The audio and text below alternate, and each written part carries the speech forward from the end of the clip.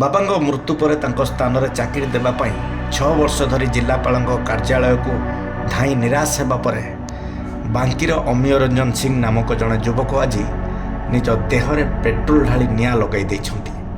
ଗୁରୁତର ଅବସ୍ଥାରେ ତାଙ୍କୁ ପ୍ରଥମେ ବାଙ୍କି ଚିକିତ୍ସାଳୟ ପରେ କଟକ ବଡ଼ ଡାକ୍ତରଖାନାକୁ ସ୍ଥାନାନ୍ତର କରାଯାଇଛି। ତାଙ୍କ ଶରୀରର 90% ପୋଡ଼ିଯାଇଥିବା ବେଳେ ସ୍ୱାସ୍ଥ୍ୟ ଅବସ୍ଥା ସଙ୍କଟାପନ୍ନ ରହିଛି।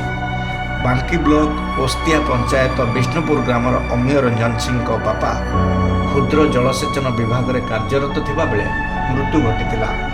ବାପାଙ୍କ ମୃତ୍ୟୁ ପରେ ତାଙ୍କ ସ୍ଥାନରେ ଚାକିରି ପାଇବା ପାଇଁ ଅମିୟ ଗତ 6 ବର୍ଷ ହେଲା ଜିଲ୍ଲାପାଳଙ୍କ କାର୍ଯ୍ୟାଳୟକୁ ଧାଉଁଥିଲେ। ହେଲେ ସେଠାରେ କେବଳ ତାଙ୍କୁ ପ୍ରତିଶ୍ରୁତି ମିଳୁଥିଲା ସିନା ତାଙ୍କ ଚାକିରି ଫାଇଲ ଆଗକୁ ବଢ଼ୁନଥିଲା। ବାରମ୍ବାର ଗୁହାରି କରି ନିରାଶ ହେବା ପରେ ମାନସିକ ଭାରସାମ୍ୟ ହରାଇ ବସିଥିଲେ। ଆଜି ଅପରାହ୍ନ 2ଟାରେ ବିଷ୍ଣୁପୁର ଖେଳ ପଡ଼ିଆରେ ସେ ନିଜ ଦେହରେ ପେଟ୍ରୋଲ ଢାଳି ନିଆଁ ଲଗାଇ ଦେଇଥିଲେ। ଗୁରୁତର ଅବସ୍ଥାରେ ତାଙ୍କୁ ଉଦ୍ଧାର କରାଯାଇ ପ୍ରଥମେ ବାଙ୍କି ଡାକ୍ତରଖାନାରେ ଭର୍ତ୍ତି କରାଯାଇଥିଲା। ଅବସ୍ଥା ସଙ୍କଟାପନ୍ନ ଥିବାରୁ ତାଙ୍କୁ ପ୍ରାଥମିକ ଚିକିତ୍ସା ପରେ କଟକ ବଡ଼ ଡାକ୍ତରଖାନାକୁ ସ୍ଥାନାନ୍ତର